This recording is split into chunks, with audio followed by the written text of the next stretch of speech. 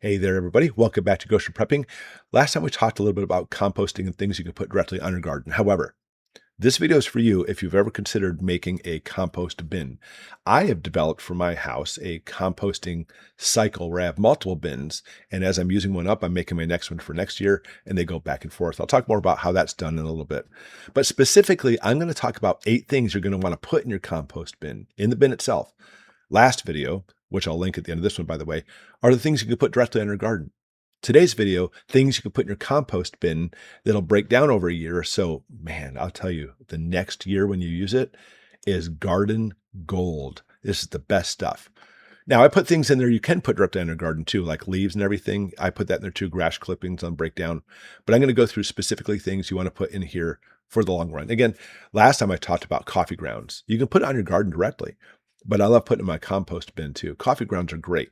Nitrogens, puts them into your soil. Organic matter. Coffee grounds are like gold. And I'm going to, by the way, toward the end of the video, I'm going to give you a couple things that you never would have guessed you want to put in there, but you certainly want to do. Number 2 are eggshells. Break them down. It's a very slow release of calcium for your plants. That's great.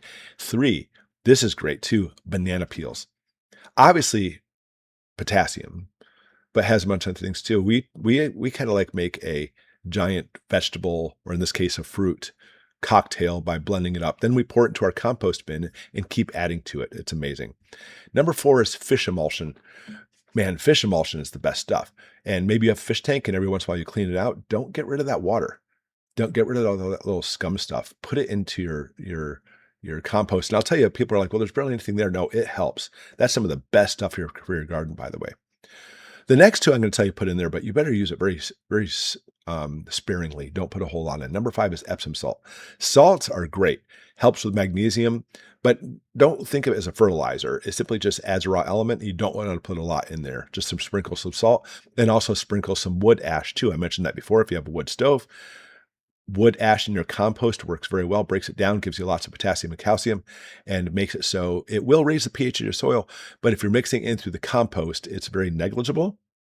If you put it on your garden directly, be very sparingly, but you can definitely use a little bit more inside your compost. All right, and finally, the last 2 are going to surprise you. These are great.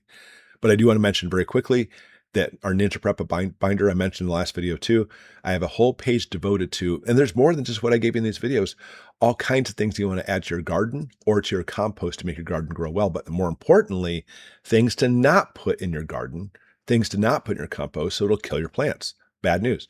So if you already have the Ninja Prepper binder, you can print out the page. Simply go to the website I gave you when you purchased it. If you don't remember it, just email me. No big deal. And then from there, you can print it out and you're good to go. If you haven't gotten the Ninja Prepper binder, it's on sale. You can get it in the description below. All right, here we go. 2 things you never would have thought about putting on your garden or in your compost. Number 7 is beer. Yeast and sugars. And by the way, some of the different proteins and stuff in beer is very, very, very, very good for your garden. And I'm not saying go out and buy a 6-pack and just open up and pour it in your compost. If you want to do that, you can. But, let's say there's somebody in your house who has beer and they habitually just like drink half of it. Another half sits on the counter the next morning. Compost it. Very, very good. Number 8, again, something you never would have guessed, dish soap. Dish soap is fantastic. But I want you to understand it's not just dish soap, but you want to make sure you use like the really good stuff, because when you talk about things like degreasers and dyes and fragrances all added to it, that stuff's not good.